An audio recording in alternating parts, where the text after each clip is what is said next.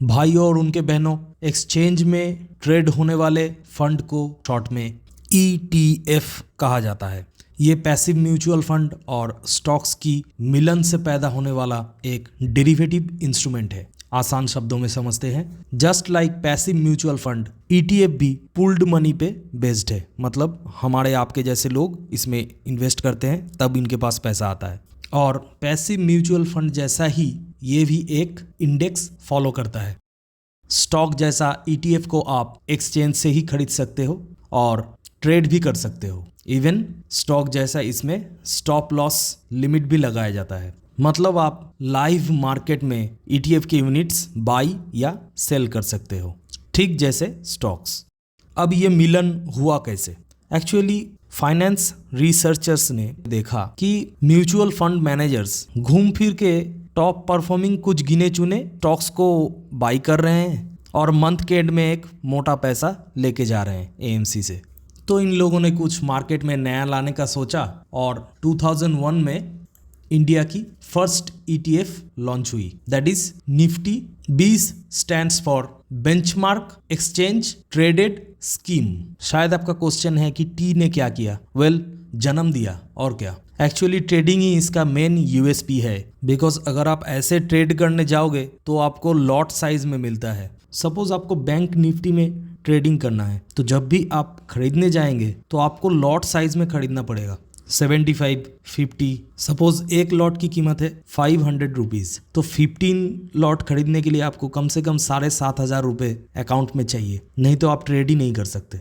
But ETF एक derivative instrument है, मतलब जो भी निफ्टी का वैल्यू है उसका 100th वैल्यू पे आप ETF को खरीद सकते हो और इसमें कोई लॉट साइज भी नहीं है, ये सिंगल यूनिट बेस्ड है। तो बहुत कम पैसे में हम लोग इंडिया की टॉप 50 कंपनीज में भी निवेश कर सकते हैं। This is the main reason ETF was formed and since then, just for your information दोस्तों, 2007 में हम लोगों के पास 6 ETFs थे। 2018 में ये बढ़ के 66 हो गए, which is a 28% compounded annual growth rate in 11 years. क्यों? क्योंकि इन्वेस्टमेंट भी रफली 9,000 करोड़ से 90,000 करोड़ पे पहुंच चुका था। सिर्फ यही नहीं, अभी और सुनिए, फिस्कल ईयर 2024 में ये नंबर ऑफ ETFs हैं ऑलमोस्ट 190।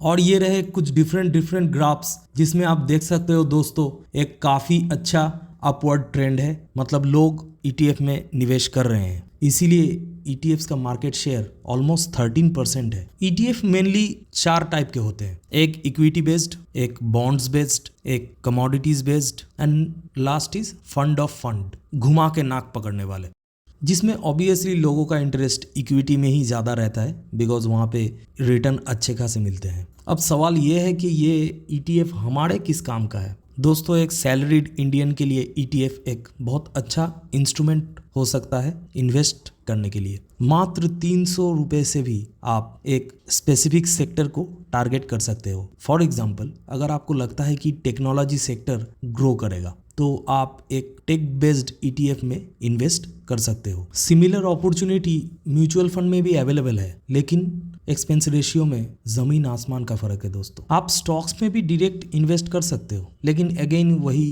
प्रॉब्लम आ जाता है, एक अच्छी खासी रकम की ज़रूरत आपको पड़ेगी। And the most important benefit is आप ETF को कभी भी खरीद सकते हो और बेच सकते हो ड्यूरिंग मार्केट आवर्स, जो म्यूचुअल फंड में पॉसिबल नहीं है। सपोज आज आपको दिख रहा है कि मार्केट काफ़ी डाउन है तो आप इन्वेस्ट कर सकते हो, लेकिन म्यूचुअल फंड में आपको एक पर्टिकुलर डेट रहता है, उसी डेट में आपका SIP भी कटता है और उस डेट का या फिर अगले डेट का NAV आपको मिलता है। ये एक बहुत बड़ा लिमिटेशन है दोस्तों म्यूचुअल फंड में, और फ्लेक्सिबिलिटी है ETF में। शायद आपको लग सकता है फिर एक्टिव म्यूचुअल फंड में क्यों ना इन्वेस्ट करें। अगेन दोस्तों, एक्टिव म्यूचुअल फंड में फंड मैनेजर का फी काफ़ी ज़्यादा रहता है, जिसके लिए उसके मैनेजमेंट फीस काफ़ी बढ़ जाते हैं। लेकिन ETF mostly index based fund होते हैं जो लो कॉस्ट और ब्रॉड एक्सपोजर को प्रोवाइड करते हैं। एक सैलरीड इंडियन के लिए जिनके पास लिमिटेड रिसोर्स है, ETF एक बढ़िया तरीका हो सकता है वेल्थ क्रिएशन का। आइए दोस्तों, अब मेन मुद्दे पे आते हैं। ETF के कुछ लिमिटेशंस भी हैं, जैसे कि ये एक इंडेक्स को फॉलो करता है, इसीलिए इंडेक्स को आउट परफॉर्म करना इसके लिए पॉसिबल नहीं है। Next error is tracking error. पहले पॉइंट से मिलता जुलता, द डिफरेंस बिटवीन बेंचमार्क और आपके फंड का return is called tracking error. ये जितना कम हो उतना अच्छा है ऑब्वियसली।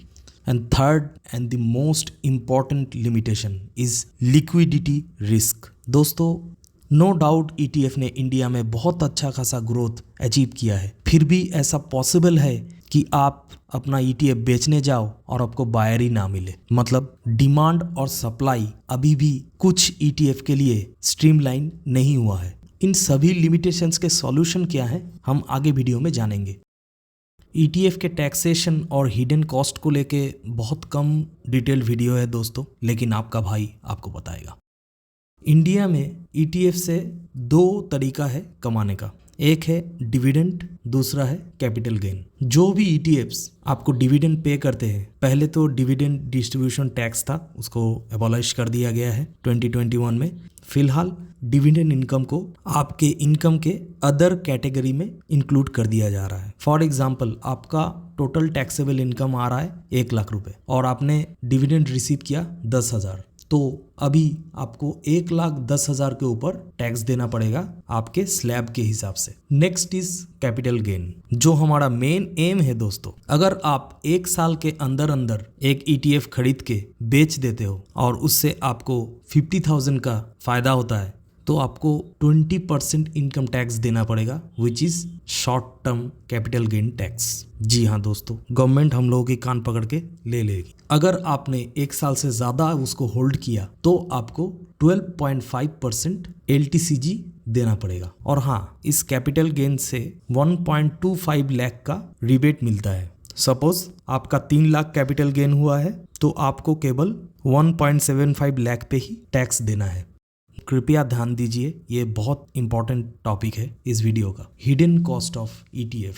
दोस्तों कुछ देर पहले ही मैंने लिक्विडिटी रिस्क के बारे में बताया था। इम्पैक्ट कॉस्ट से आपको पता चलता है वो फंड कितना लिक्विड है, मतलब उस फंड को कितना आसानी से खरीदा या बेचा जा सकता है, वो आपको इम्पैक्ट कॉस्ट परसेंटेज से पता चलेगा। एक बार देख लेते हैं कि कैसे इस इम्पैक्ट कॉस्ट को कैलकुलेट किया जाता है। सपोज अमन को एक ETF की 1500 यूनिट्स बाई करना है और राहुल उसी सेम ETF का 1000 यूनिट्स सेल करने के लिए तैयार है। सो बाइंग प्राइस और सेलिंग प्राइस के इस डिफरेंस को बिड आस्क स्प्रेड कहा जाता है। आइडियल प्राइस होना चाहिए था best bid and best offer का average, which is in this case 98.5। लेकिन जैसा कि आप देख सकते हैं दोस्तों, बेस्ट आस्किंग प्राइस पे अवेलेबल क्वांटिटी ओनली 1000 ही है, तो 500 क्वांटिटी जो है वो मुझे नेक्स्ट अवेलेबल प्राइस पे खरीदना पड़ेगा, दैट इज, और जिसके लिए मेरा एक्चुअल बाई प्राइस थोड़ा सा ज्यादा हो जाएगा आइडियल प्राइस से। इम्पैक्ट कॉस्ट का फॉर्मूला है actual by price minus ideal price divided by ideal price, और ये परसेंटेज में आता है, that is in this case 0.84%। तो क्या हर बार मुझे ऐसे इम्पैक्ट कॉस्ट को निकालना पड़ेगा? बिल्कुल नहीं। आप सीधा NSE के ऑफिशियल वेबसाइट में जाइएगा, वहां पर आपको इम्पैक्ट कॉस्ट डायरेक्टली दिख जाएगा। और अगर आप इस झमेले में बिल्कुल जाना नहीं चाहते तो एक सिंपल चीज समझ लीजिए, जो भी ETF लार्ज वॉल्यूम पे ट्रेड हो रहा है उसका इम्पैक्ट कॉस्ट उतना ही कम होगा, और जिसका इम्पैक्ट कॉस्ट ज्यादा है, ज्यादा मतलब 1 से भी ज्यादा, गलती से भी उस ETF की तरफ आप मत देखिए।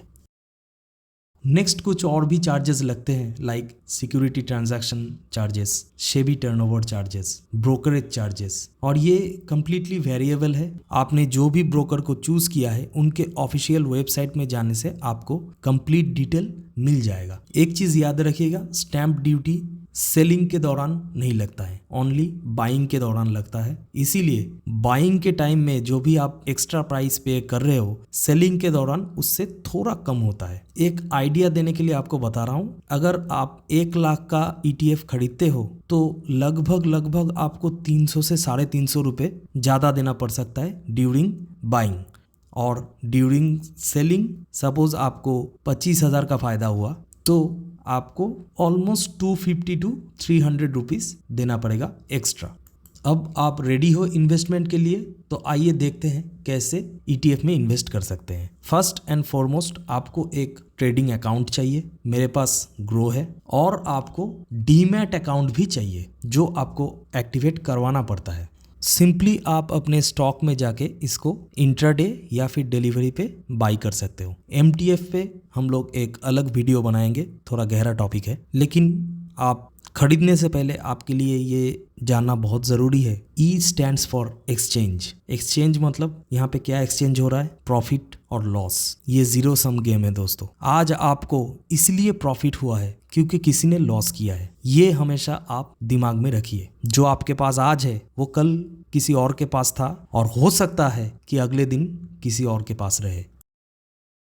अगर आपका बॉस आपको बिल्कुल अकेला नहीं छोड़ता, वो आपके साथ सब कुछ करना चाहता है, तो दोस्तों आपके पास लिमिटेड टाइम होता है स्टॉक को एनालिसिस करने का। मैं रेकमेंड करूंगा कि आप एक प्रोफेशनल फाइनेंशियल एडवाइजर से ही कौन कौन सा ETF लेना चाहिए उसका एडवाइस ले, लेकिन उसके पास जाने के लिए और उससे बात करने के लिए ये कंप्लीट इन्फॉर्मेशन बहुत ज़रूरी था। तो दोस्तों अगर आपको लगता है मैंने वो इन्फॉर्मेशन आपको प्रोवाइड किया है, तो प्लीज़ लाइक दिस वीडियो, और अगर आप चैनल पे नए आए हो तो सब्सक्राइब भी करो। लेकिन आपको तो बेंचमार्क को बीट करना है और ज़्यादा रिटर्न चाहिए, जो एक्टिव म्यूचुअल फंड में इन्वेस्ट करके ही पॉसिबल हो सकता है। इसीलिए मैं रेकमेंड करूंगा आप लेफ्ट वाला वीडियो देखें SIP शुरू करने से पहले।